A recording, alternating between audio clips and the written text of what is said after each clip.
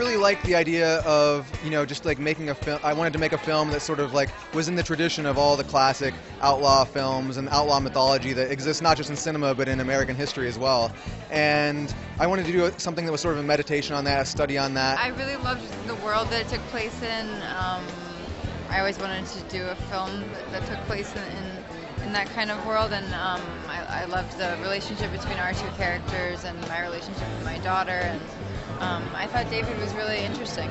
I hope that they go into it and come out of it feeling as if they had seen something that felt very familiar, but that they'd never, something that maybe they saw once a long time ago but had forgotten about. Oh, it's funny, having kids, it makes you feel just totally different about any kind of, all the roles that I take and the movies that I see, and it just sort of changes your perception about everything. It definitely made me a little bit more sensitive to the kind of father-daughter relationships in the movie. The title is something that in some ways predates the movie, because I had heard this old folk song and I heard some lyrics from it that then stuck in my head and sort of turned themselves into something else. So when I went back to try to figure out what that song was and what the words were, this wasn't anything it wasn't similar at all.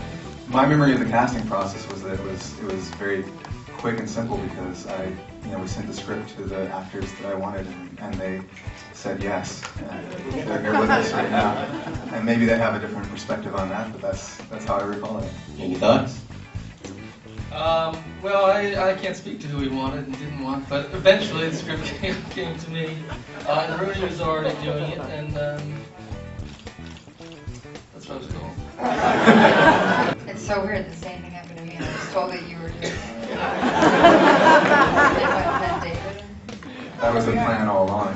The weird thing about time is that it makes everything like you get the rose-colored glasses, so every scene feels like it was a lot of fun to shoot and really easy, but I know that wasn't the case.